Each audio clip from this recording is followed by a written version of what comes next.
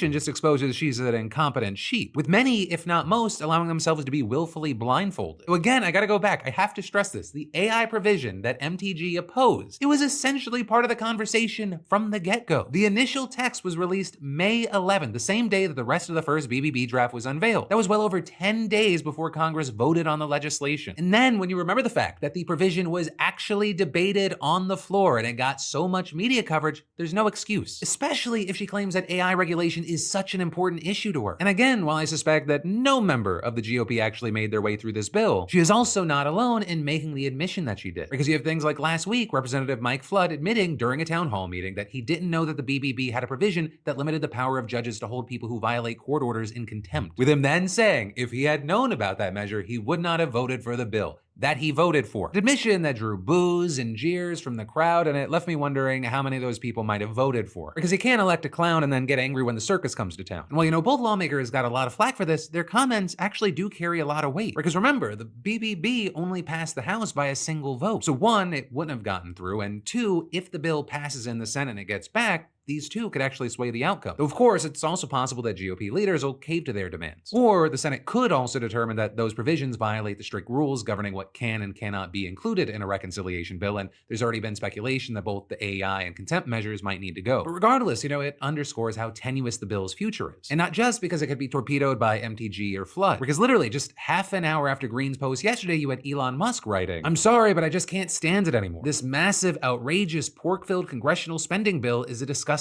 abomination. Shame on those who voted for it. You know you did wrong. You know it." And then after, he wrote, "In November next year, we fire all politicians who betrayed the American people." And then today, he took it even further with him responding to a post made by Senator Mike Lee, asking if anyone would support an amendment that made all members of Congress ineligible for re-election anytime the deficit is over 3%. With Musk writing, "This is the way." And with that, I'll say Musk's comments are not exactly the most surprising, because while he has been a next-level supporter of Trump, he also last week criticized the bill, saying he was disappointed that it increased the deficit and didn't include Doge cuts. So there, you also had sources telling multiple outlets that he really opposed the bill because it would cut EV tax credits that massively helped Tesla. With people also saying that he's salty at things that Trump's done lately, like not keeping him on staff when the 130-day time limit for his role expired and withdrawing the nomination of a key ally who had been tapped to lead NASA. But whatever the reason may be, this was massive. It's Musk's biggest break yet from the president that he helped install with hundreds of millions of dollars in donations. And there's just the sheer magnitude of the post, because, I just read a few of them, but he has been making constant posts criticizing the bill. So much so that it was basically all that was on his timeline as I was recording. But perhaps the most significant is just simply the fact that just days after leaving the White House, Musk, it appears, is now trying to use his power to blackmail or at the very least coerce Republicans into opposing a package that is literally just full of Trump's top legislative priorities, which is an insanely dramatic shift. But also there's the question of, will it do anything? Because, Musk was able to successfully tank a spending bill back in December after a similar shitstorm of posts and threats to Republicans. But that was also in large part thanks to the fact that Musk's tweetomania eventually influenced Trump, who joined his position. But this time, he's against Trump, and beyond that, Musk has also lost a significant amount of popularity, influence, and political capital since he started doging everything up. Now he's not even part of the administration, but that said, we have seen some Republicans already coming out and echoing Musk's remarks about the BBB. Though notably, most of them are fiscal hawks who had already voiced reservations about the bill, so it's not like Elon actually influenced them. Now with that said, as far as how Trump has responded, the press secretary did say that Musk's tweets have not changed his opinion, but also, notably, as of recording this, the president himself has not chimed in beyond sharing a screenshot of a post that Musk made last week thanking Trump for letting him run Doge. But as far as how this is actually going to shake out, that remains to be seen, but the one thing we know for sure is that there is trouble in paradise. But then, next up today, we've got Miss Rachel putting her career on the line to speak up for children in Gaza, with her now even explicitly saying she's willing to do so in an episode of NPR's Here and Now. And if you're unfamiliar with Miss Rachel, she is a massively successful YouTube creator, though even saying that, it's very limiting. She has a YouTube channel where she sings educational songs for young kids to help with language development, and she's just huge. She's even on Netflix now. She's like basically the mommy teacher god for the under 5 community, with then also millions of parents and others following her on social media. Well, that's a space where people generally try not to rock the boat or get stirred up in any controversy. Miss Rachel has been branching out from her content and speaking about Gaza frequently. Leaders, be so ashamed of your silence. Be so ashamed that you've seen the same images and videos that we've all seen, but they haven't moved you to do the right thing. Be so ashamed that you normally speak out for human rights. You normally speak out for children everywhere, but you won't now because they're Palestinian. And with that, while speaking to NPR, she was asked if she suffered any financial consequences for using her platform this way. You're now a brand. You sell merchandise like toys and books. Has there been any pushback from financial backers who are nervous about your brand becoming politicized? There has been, but I wouldn't be Miss Rachel if I didn't deeply care about all kids. And I would risk everything, and I will risk my career over and over to stand up for them.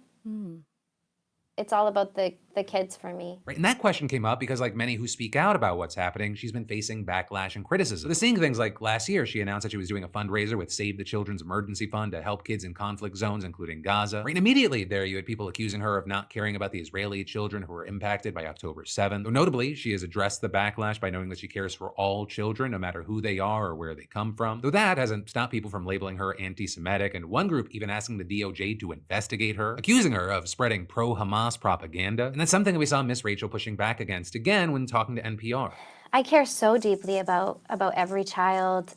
As a teacher, you have children from many different places, especially in New York City, and you care exactly the same about them. That's the basis of everything for me, is that children are equal. I recently sat down with someone who has a family member that was taken hostage. And sitting with her and hearing the harrowing accounts, feeling her pain, the anguish, the desperation to get that loved one home, where that loved one belongs, and have the family be complete.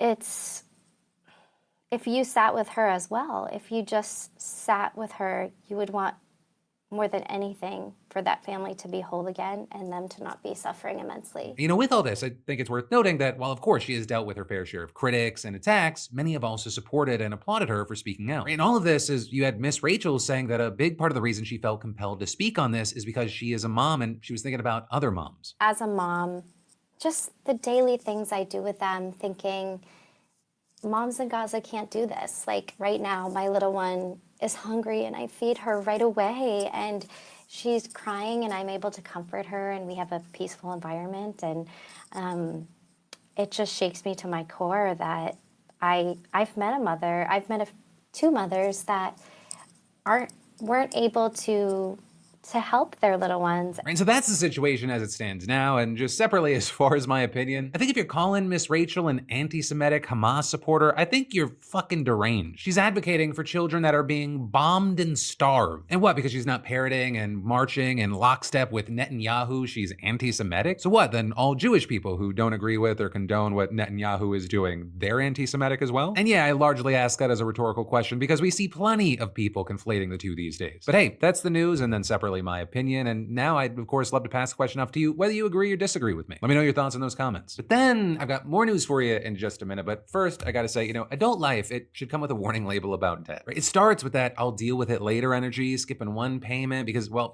rent exists, but then it multiplies like little gremlins when they get wet, and suddenly your mailbox looks like a horror movie. Final notice, pay now, legal action pending. And it's why you need to check out today's sponsor, PDS Debt. Their approach isn't one size fits all. They actually look at your specific situation with credit cards, personal loans, collections, or those medical bills we bury in the sock drawer. And you don't have to worry because there's no minimum credit score required. I mean, even if your credit's looking like your golf score, they'll still work to help you pay off your debt faster and save money in the process. They're also importantly A+ rated by the BBB with hundreds of 5-star reviews on Google and Trustpilot because they've helped thousands of people get their heads above water financially. So if you're tired of living in debt, do something about it. I mean, it takes 30 seconds to get started. Just head to pdsdebt.com/DeFranco or scan the QR code to complete your free debt assessment to see what options you've got. That's pdsdebt.com/DeFranco.